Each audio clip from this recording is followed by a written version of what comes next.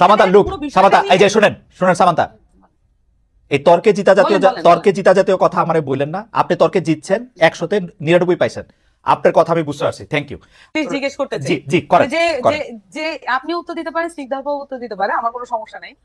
প্রশ্নটা হচ্ছে ব্যক্তির স্বাধীনতার মাত্রা কতটুকু, কি এটা? ব্যক্তির স্বাধীনতার কোনো মাত্রা নাই সামান্তা, আমার উত্তর আমি দিলাম। ব্যক্তির স্বাধীনতার কোনো মাত্রা নাই। ব্যক্তি স্বাধীনতা দিয়ে বুঝবে, একটা ক্রাইম করা পর্যন্ত আপনার জন্য সিআরপিসি আছে, পেনাল কোড আছে, এর বাইরে যদি সে কোনো কিছু করে সেটা আইনভাবে ব্যবস্থা নেবে।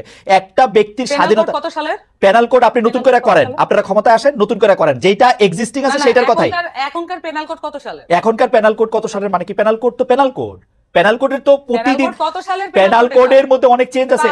এটা 1858 সালে, এই যে শেখানো পড়ানো বুলির পাশাপাশি এইটাও শোনেন, 1858 সালে যে পেনাল কোড আছে, বাংলাদেশে প্রতিদিন নতুন নতুন করে যে আইন এনাক্টেড হয়েছে গত 54 বছরে, তার মধ্যে ওই পেনাল কোডের আইনগুলি চেঞ্জ হয়েছে।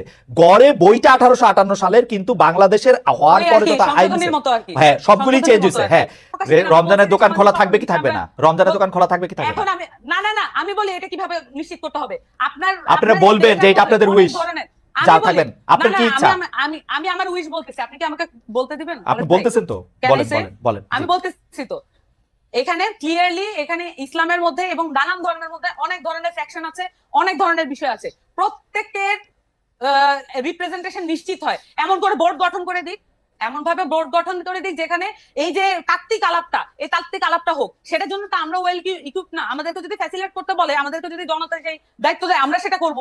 সকল পক্ষ থেকে আমরা আলেমদেরকে নিয়ে আসবো, এক বোর্ডে বসেন, আপনারা সিদ্ধান্ত নেন এটা কি হবে। কিন্তু যে কোনো একটা পার্টি এটা হ্যাঁ না বা এটা বলে দিল, আর সেটাই হচ্ছে ওই বাংলাদেশের রুলস হয়ে যাবে। ধরেন জামাত বলছে যে এটা করো, আমি বলতেছি জামাত বলছে এটা করা উচিত না, আমরা বলতেছি এটা করা উচিত, তাহলে বাংলাদেশের জনগণ কি করবে? কার কথা শুনবে? যে পার্টি করে সেই পার্টির কথা শুনবে। তাহলে বিভাজন আরো স্পষ্ট করি আপনারা এটা বোর্ড করে দেওয়ার পক্ষে যারাই আলোচনা করবে এবং সেটার মধ্যে আলেমরা থাকবে। আমরা মনে করি স্পেশালাইজ যে কোনো বিষয় যখন আপনি মনে করতেছেন যে আমি মনে করতেছি যে এটা, আমি মনে করি সেটা আপনি মনে করতেছেন এটা স্পেশালাইজড বিষয়। আমি বলতেছি ভাই, এটা স্পেশালাইজড বিষয়। আমি মনে করতেছি এটা স্পেশালাইজড বিষয়, এবং এইটা আমি রাস্তায় খাবো কি খাবো না, মানে রেস্টুরেন্টে খাবো কি খাবো না, এটা স্পেশালাইজড বিষয়।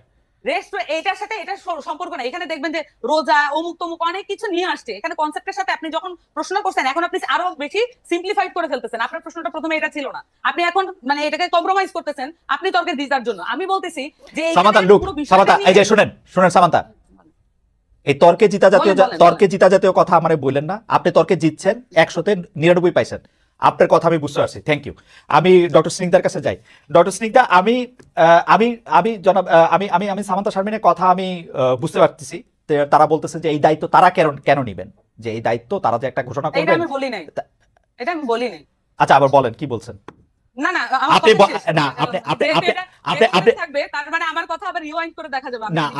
আপনি এটা বলতেছেন না যে এই সিদ্ধান্ত এনসিপি দিবে না, আপনি এটা বলেন নাই? আমি বারবার বলেছি এনসিপির কাছে যদি জনগণ সকলে মিলে বলুক এনসিপি এটা সলভ করতে হবে, কিন্তু তা তো না। এক একটা পলিটিক্যাল পার্টি, এক একটা জনগোষ্ঠী এক একটা পলিটিক্যাল পার্টি করে। তাহলে এই যে এতগুলো মানুষের দায়িত্ব তো আমরা যদি নিতে চাই, তাহলে আমাদেরকে তো ফর্মালি দিতে হবে। তাহলে আমরা সকলকে মিলে এটা একটা বোর্ড গঠন করে আমরা এই সমাধানগুলো দিয়ে দিই। কিন্তু আমাদের রাষ্ট্রীয় কাঠামো আছে, আমাদের ইসলামিক ফাউন্ডেশন নাই। এই সমস্যাগুলো সমাধান করা কি ইসলামিক ফাউন্ডেশনের দায়িত্বের মধ্যে পড়ে না? তাহলে আমরা যে ট্যাক্সের টাকা দিয়ে এই প্রতিষ্ঠানগুলো চালাই, তাহলে আমরা কেন ট্যাক্সের টাকাটা নষ্ট করি? ওকে, আমি আর কিছু বলতে চাই না, মোটামুটি এটা রিওয়াইন্ড করে দেখা যাবে। আচ্ছা, প্রথম কথা হলো যে ইসলামিক ফাউন্ডেশনের প্রসঙ্গটা যখন আসছে, ইসলামিক ফাউন্ডেশনের কথাতে আমরা জানি যে ইসলামিক ফাউন্ডেশন এসব ক্ষেত্রে আসলে ওই মানে স্পষ্ট অবস্থান নেয় না। আচ্ছা খালেদ ভাই, আমি একটা জিনিস জিজ্ঞেস করতে চাই। জি করেন। যে আপনি উত্তর দিতে পারেন, স্নিগ্ধাও উত্তর দিতে পারে, আমার কোনো সমস্যা নেই। প্রশ্নটা হচ্ছে ব্যক্তির স্বাধীনতার মাত্রা কতটুকু, কি এটা? ব্যক্তির স্বাধীনতার কোনো মাত্রা নাই সামান্তা, আমার উত্তর আমি দিলাম। ব্যক্তির স্বাধীনতার কোনো মাত্রা নাই। ব্যক্তি স্বাধীনতা দিয়ে বুঝবে, একটা ক্রাইম করা পর্যন্ত আপনার জন্য সিআরপিসি আছে, পেনাল কোড আছে, এর বাইরে যদি সে কোনো কিছু করে সেটা আইনভাবে ব্যবস্থা নেবে। একটা ব্যক্তির স্বাধীনতা, কত সালের পেনাল কোড আপনি নতুন করে করেন, আপনারা ক্ষমতায় আসেন, নতুন করে করেন, যেটা এক্সিস্টিং আছে সেটার কথাই। এখনকার পেনাল কোড কত সালের? এখনকার পেনাল কোড কত সালের মানে কি? পেনাল কোড তো পেনাল কোড, পেনাল কোডের তো প্রতিদিন পেনাল কোডের মধ্যে অনেক চেঞ্জ আছে।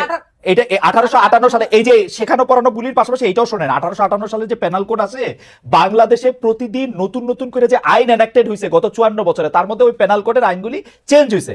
গড়ে বইটা 1858 সালের, কিন্তু বাংলাদেশের হওয়ার পরে যত আইন, হ্যাঁ সবগুলি চেঞ্জ হয়েছে। হ্যাঁ, তো যাই হোক, এইটা এখন যে জায়গায় দাঁড়ায় থাকে, আপনি যে উত্তরটা দিচ্ছেন এটা কি মানে যে ব্যক্তি স্বাধীনতার যে সংজ্ঞাটা আপনি দিচ্ছেন, স্নিগ্ধাপা একটু সাইলেন্ট করার অসুবিধা নাই, কিন্তু এই যে ব্যক্তি স্বাধীনতার যে ফরম্যাটটা বলছেন এটা কি যথেষ্ট ক্লিয়ার কাট হয়েছে কিনা? আপনার কাছে কি মনে হয়?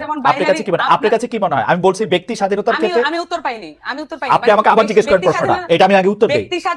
ব্যক্তি স্বাধীনতার প্যারামিটার মানে এই আপনি মাত্র আমারে জিজ্ঞেস করছেন, আমি স্পষ্ট বলছি ব্যক্তি স্বাধীনতার কোনো সীমাবদ্ধতা নাই। ব্যক্তির স্বাধীনতার সীমা হচ্ছে ব্যক্তি স্বাধীনতার সীমা হচ্ছে একটা ক্রাইম করা পর্যন্ত। যেমন ধরেন আমার ব্যক্তি স্বাধীনতা হচ্ছে, আমি বুঝি নাই ক্রাইম করা মানে, বুঝি নাই। আমাদের খাতা কলমে যেটাকে ক্রাইম হিসেবে গণ্য করা আছে, যেমন ধরেন আমার ব্যক্তি স্বাধীনতা নাই আপনাকে একটা টোকা দেওয়ার জন্য, এই টোকাটা একটা ক্রাইম, আমার এটা ব্যক্তি স্বাধীনতার মধ্যে পড়ে না। আমি আপনাকে এটা টোকা দিতে পারবো না, কিন্তু আমি আমাকে টোকা দিলেন, আমি মনে করলাম এটা একটা ক্রাইম, তাহলে আমি কি করব? না, মনে করলেন না, আমি টোকা দিতে পারবো না, টোকা দেয়াই ক্রাইম। আমি মনে করলাম যে এটা একটা ক্রাইম। সেইটাই তো আমি তো বললাম যে টোকা দেয়া তো আসলেই ক্রাইম, আমি আপনাকে টোকা দিতে পারবো না, কিন্তু আমি নিজে নিজে রাস্তায় দ্বারা খাইতে পারবো, এটা আমার ব্যক্তি স্বাধীনতা।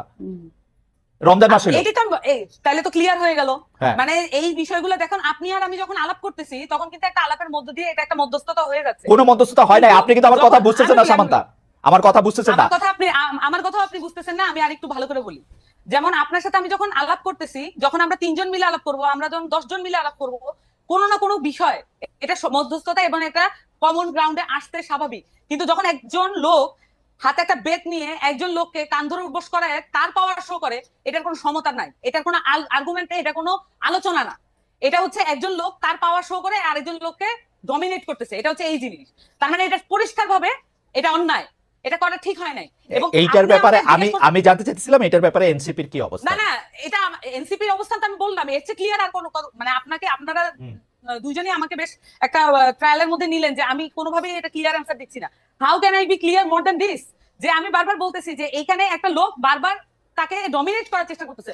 ক্লিয়ার ডমিনেশন যেটা, কোনোভাবে সমতা নাই। এখন ধরেন আমরা যখন আমাদেরকে এখানে বলা হয় যে আমরা ফাইট করছি ইয়ার সাথে, মানে আওয়ামী লীগের সাথে, এটা একটা অসম লড়াই ছিল, আমাদের ছেলেপেলের হাতে ছিল লাঠি আর ওখানে ছিল বন্দুক আর উপর থেকে এয়ার স্ট্রাইক। তাহলে এটা কিভাবে সমতার ভিত্তিতে? এটা তো লড়াইও না, এটা হচ্ছে পুরো খুন করার জন্য একেবারে আক্রমণ। এইটাও একই রকম একটা জিনিস। একটা লোক, সে একটা পরিষ্কার সুন্দর জামা কাপড় পরা, পাঞ্জাবি পরা, এবং সে হচ্ছে লাঠি দিয়ে একজনকে বলতেছে, তার যে সামাজিক হায়ার অবস্থান সেটা সে মিসইউজ করে আরেকটা সামাজিক ভাবে লোয়ার অবস্থানে একটা খেটে খাওয়া মানুষকে, তার জীবনের গল্প তো কেউ জানে না।